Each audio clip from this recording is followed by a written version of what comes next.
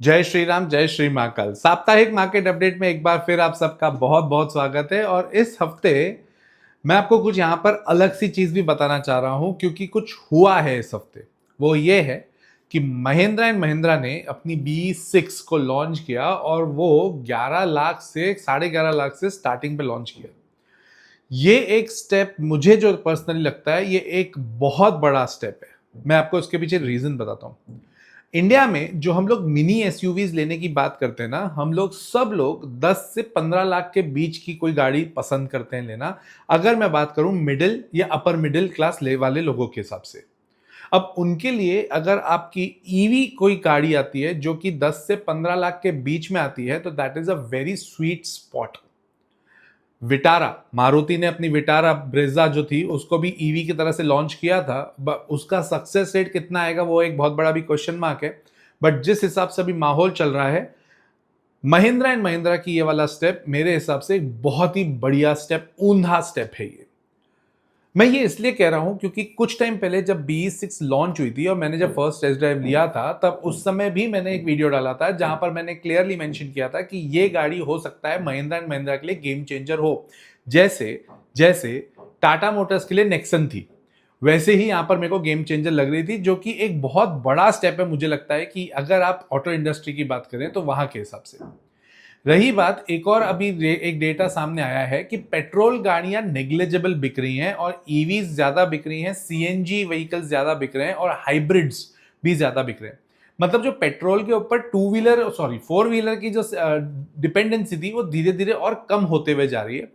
और तो और ये महिंद्रा महिंद्रा का स्टेप एक बहुत बड़ा इंक्लिनेशन होगा लोगों का ईवी सेगमेंट में और जाने का।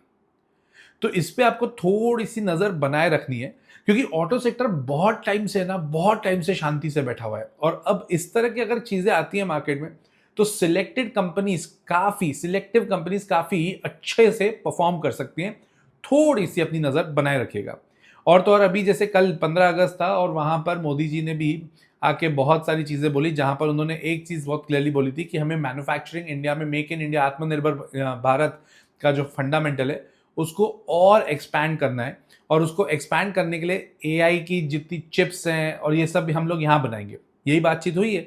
अब अगर ऐसा होता है तो अगर चिप्स इंडिया में सस्ते में मिलती है तो ऑटोमेटिकली ये कंपनीज के लिए काफी बेनिफिशियल होगा, क्योंकि ये टू अ सर्टेन एक्सटेंट एक अमाउंट हमें पास ऑन करेंगे व्हीकल का भाव सस्ता करके, और दूसरा इनका मार्जिन भी बढ़ेगा। तो जो ऑटो सेक्टर इतने टाइम से बैठा हुआ था ना, उसके लिए ये बूस्ट है, जो कि M&M की न्यूज थी और दूसरी जो मोदी जी ने आके चिप्स के बारे में बात करी। तो ये दोनों पॉइंट मुझे ऐसा लगता है काफी कारगर है। टाटा मोटर्स के ऊपर आपको नजर बनाए रखनी पड़ेगी, क्योंकि बहुत लोग इसमें फंसे हुए हैं और किस तरह से ये फंस रहे हैं, क्या करना चाह रहे हैं, वो सारी चीजें आपको समझनी पड़ेगी on the basis of the results.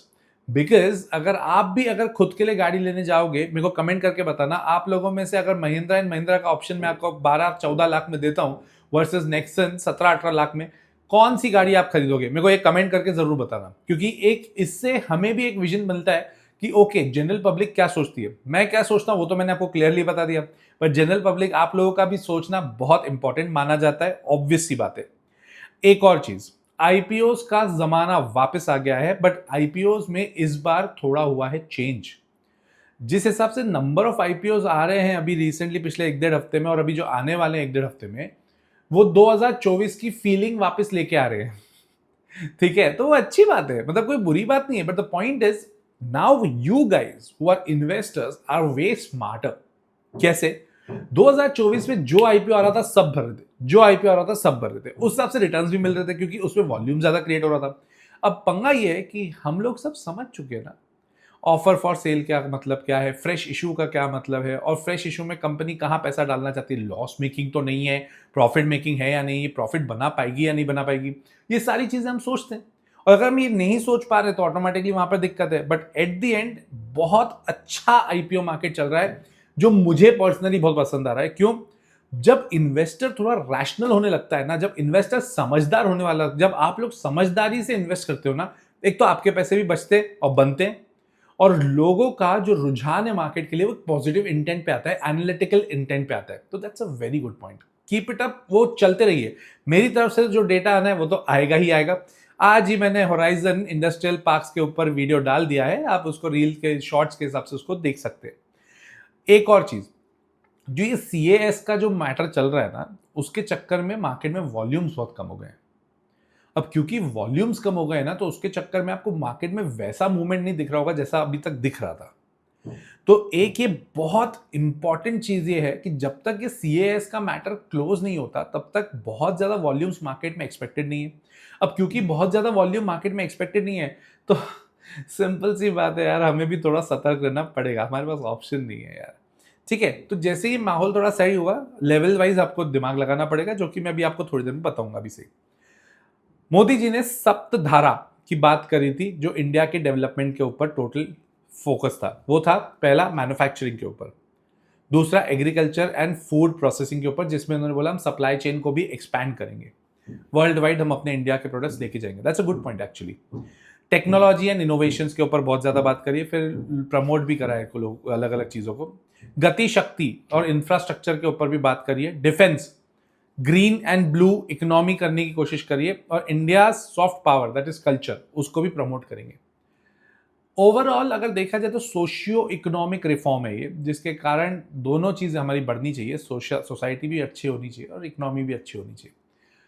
ये एक्चुअली ऑलरेडी चल रहा था, मैंने पिछले वीडियो में भी ये कहा, ये ऑलरेडी चल रहा है, ये तो ठीक है, उन्होंने आके बताया, एक दो चीजें ऐड भी करी, that is a good point.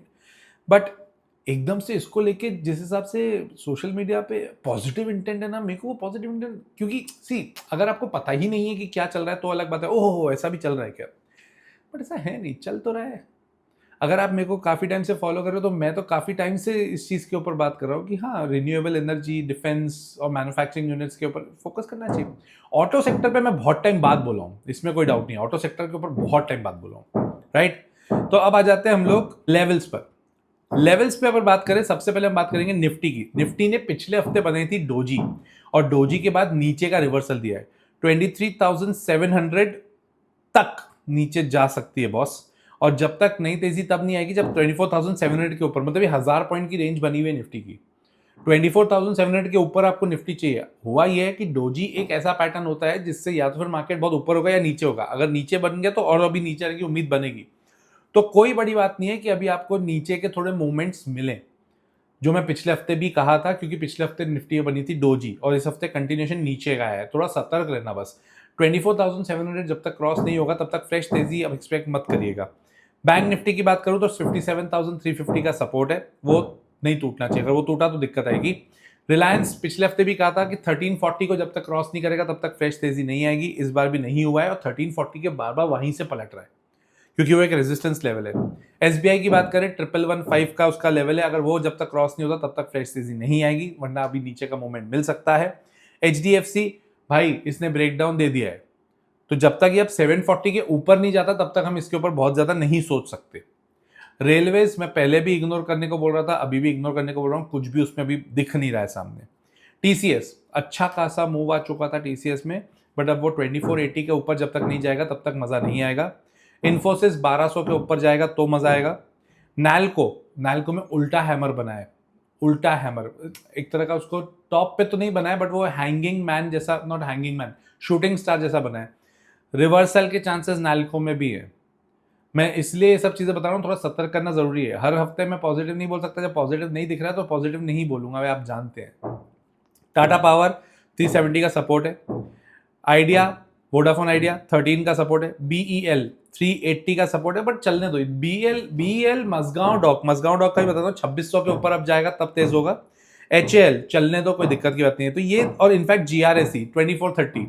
Defence stocks में अभी भी बहुत ज्यादा दिक्कत मेरे को दिख नहीं रही है। आपको भी अगर लगता है ऐसा तो कमेंट करके बताइएगा कि आपके हिसाब से डिफेंस का आपका क्या व्यू है। एनबीसीसी 79 का सपोर्ट है। वीईडीएल दैट इज वेदांता की अगर मैं बात करूं तो 250 का सपोर्ट है। सीडीएसएल 1300 का सपोर्ट है, ठीक है। और हिंद कॉपर चलने दो यार, कोई दिक्कत की बात नहीं है, ये अच्छी कंपनियां, चलने दो। हिंद कॉपर, सीजी पावर चलने दो यार, क्या प्रॉब्लम है उसमें। इनफैक्ट बीएससी का 3350 का सपोर्ट है, थोड़ा सा ध्यान रखना। वारी एनर्जीज 2600 का सपोर्ट है। ये सारी कंपनीज में, इसके अलावा Amar Akbar Anthony that is REC, IRED और पीएफसी अवॉइड कर लो यार, अभी कुछ भी करने की जरूरत नहीं है तो पकड़ के रखो, क्या कर सकते हो अभी। बट बहुत ज्यादा मूवमेंट इसमें एक्सपेक्टेड दिख नहीं रहा है, क्योंकि अभी जो लो बनाया ना निफ्टी ने, अगर उसको क्रॉस करके गया तो 23,700 का सपोर्ट जा रहा है वहां पे, तो थोड़ा स्लगिश हो सकता है मार्केट। सतर्क रहिएगा, अपने स्टॉप लॉसेस लगाओ, डरो मत, डरने का बात नहीं है, बट हाँ मूवमेंट आएगा तो थोड़ा बहुत मूवमेंट फ्लक्चुएट तो होता है, तो वो जो फ्लक्चुएट हो रहा है उसमें से एक मूवमेंट ऐसा चल रहा है, तो उसको थोड़ा ध्यान रखना। मैं मिलूंगा अगले हफ्ते साप्ताहिक मार्केट अपडेट में। टिल देन, जय श्री राम, जय श्री महाकाल।